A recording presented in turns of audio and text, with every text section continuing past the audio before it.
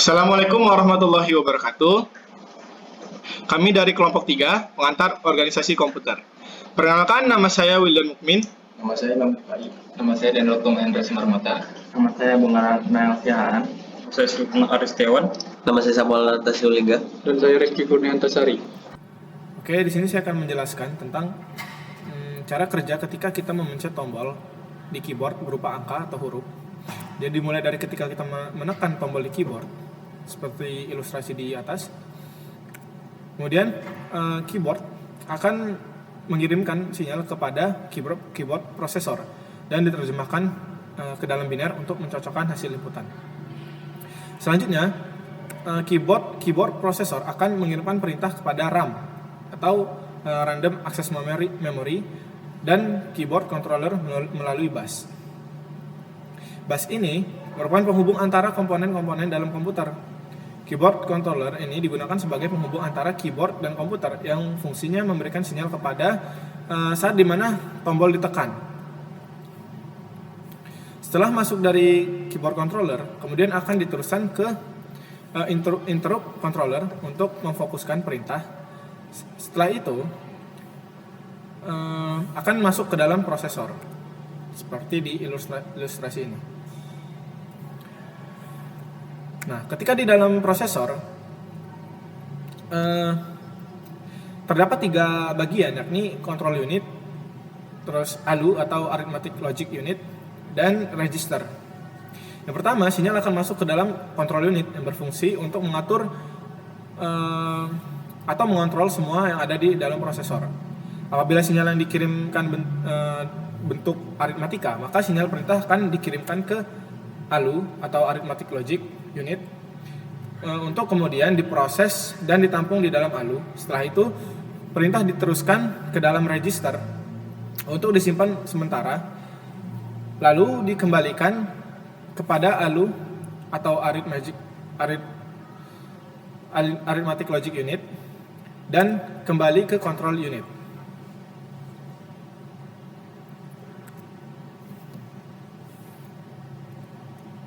Seperti ilustrasi di atas.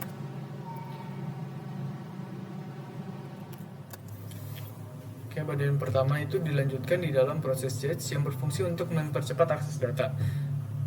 Nah, karena JETS ini menyimpan data informasi yang telah diakses oleh suatu paper, maka sinyal tadi akan diteruskan langsung ke RAM BIOS yang berfungsi sebagai media penyimpanan firewall, sehingga BIOS dapat dieksekusi langsung pada bahasa biner inputan yang akan diubah menjadi output yang diinginkan. Nah, selanjutnya sinyal perintah akan dilanjutkan ke keyboard controller untuk memastikan perintahnya benar atau salah. Dan jika perintahnya benar, maka hasil sinyal tadi akan pindah ke ROM BIOS lagi. Nah, setelah kembali ke situ, akan diteruskan lagi ke dalam RAM atau Random Access Memory. Nah, fungsinya sebagai tempat penyimpanan pada komputer yang isinya dapat diakses waktu-waktu. Selanjutnya dikirimkan ke VGA card yang berfungsi untuk menerjemahkan atau mengubah sinyal digital dari komputer menjadi tampilan grafis atau untuk menerjemahkan output komputer ke monitor seperti ilustrasi berikut.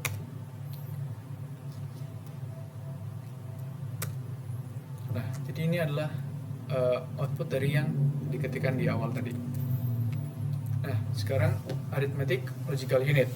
Jadi arithmetic logical unit atau biasa disebut dengan ALU merupakan sebuah komponen dalam sistem komputer yang berfungsi untuk menjalankan operasi perhitungan aritmatika dan logika. ALU merupakan otak dari setiap proses perhitungan dalam komputer.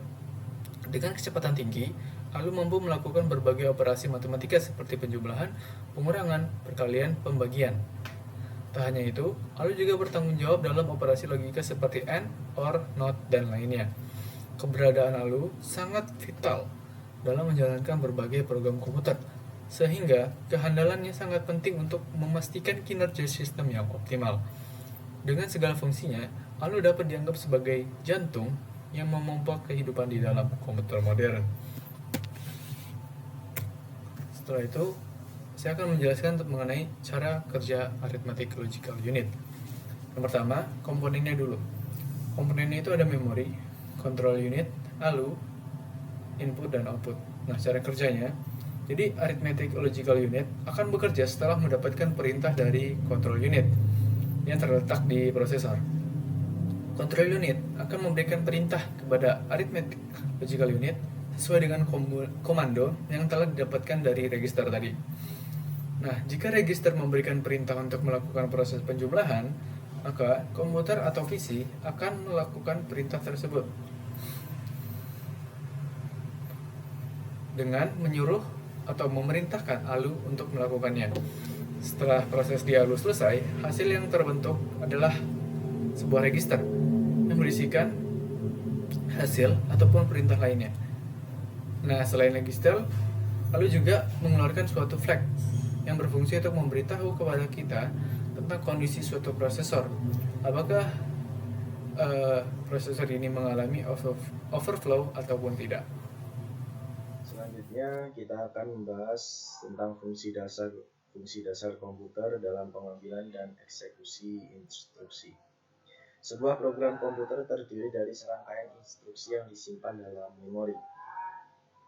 Prosesor bertugas menjalankan instruksi-instruksi tersebut sesuai dengan yang telah ditentukan oleh program.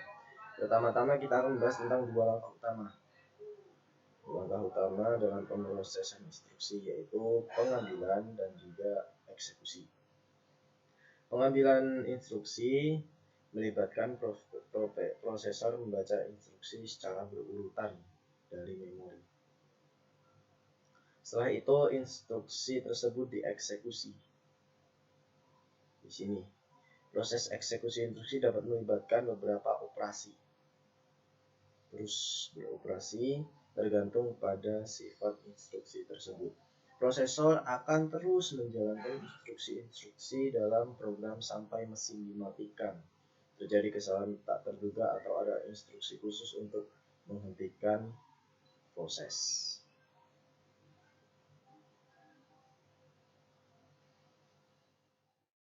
Baik, selanjutnya ada pengambilan dan eksekusi instruksi.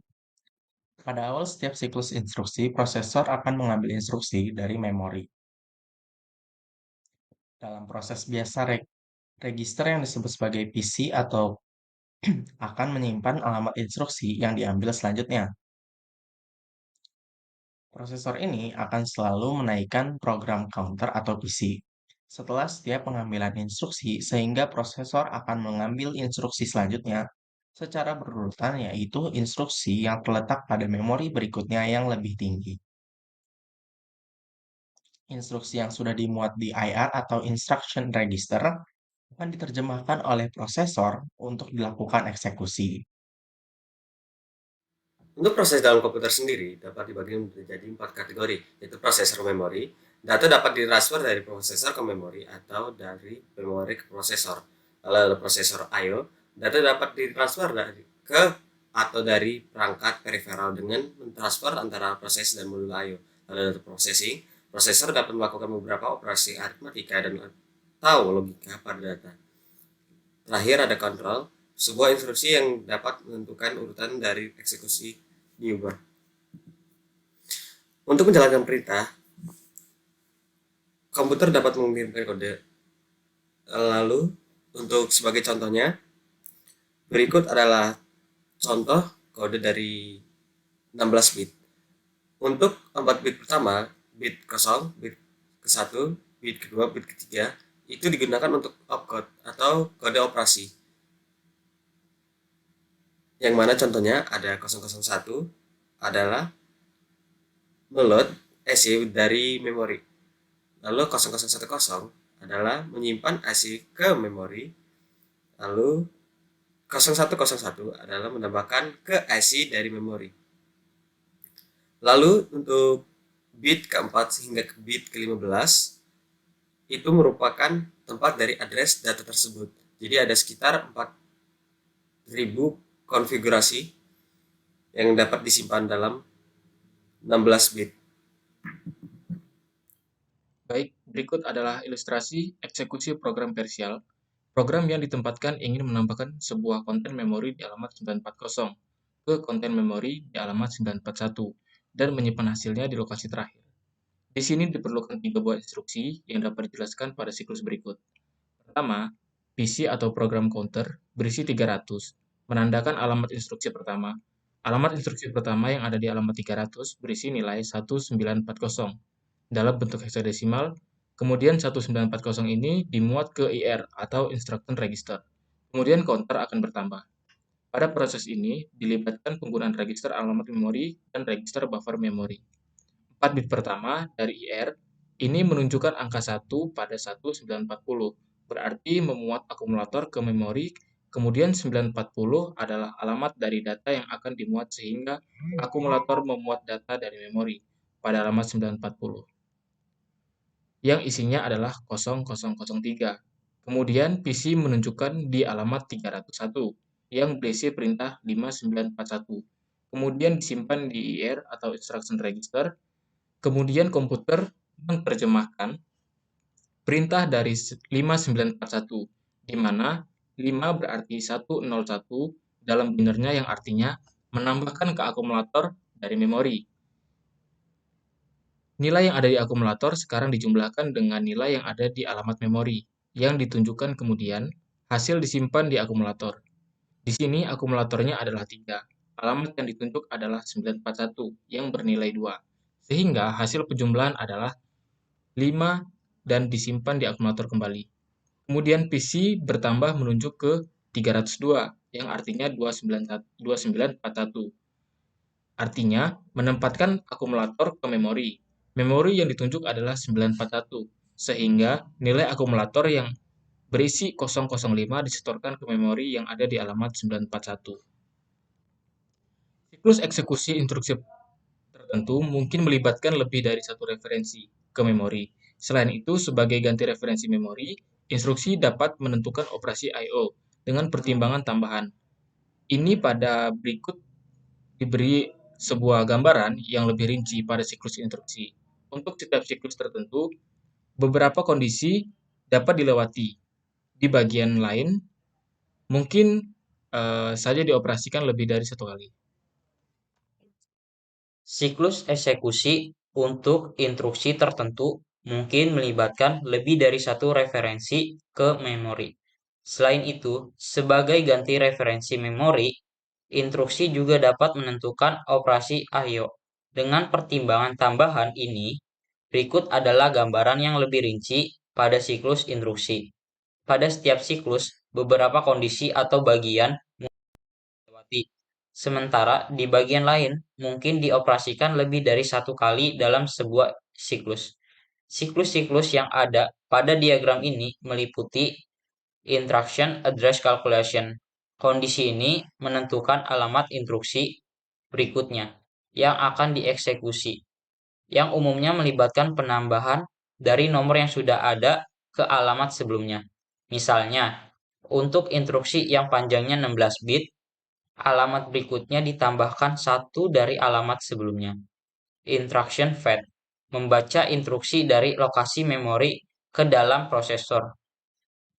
Instruction operation decoding menganalisa instruksi dari kode operasi untuk menentukan jenis operasi yang akan dilakukan dan menentukan operan-operan mana yang akan digunakan. Overall address calculation, jika operasi yang dieksekusi melibatkan referensi ke operan dari memori atau I/O, maka alamat dari operan ditentukan di sini. Operan fetch mengambil operan dari memori atau membaca dari I/O.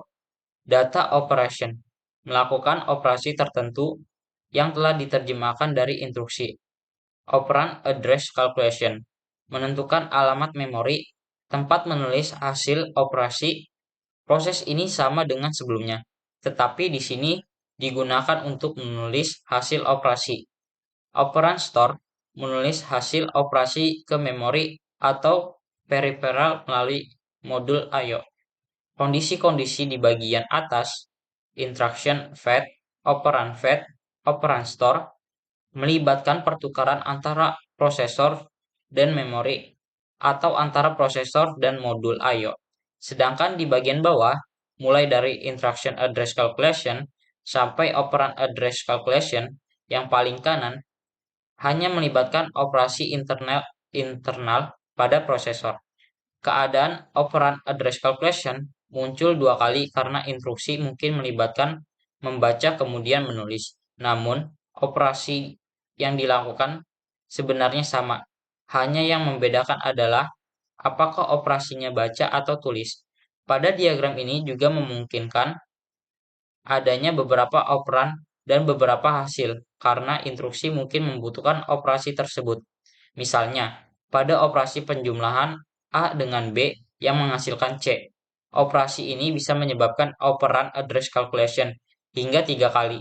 Begitu juga pada operasi yang melibatkan vektor, array, atau string yang melibatkan beberapa karakter.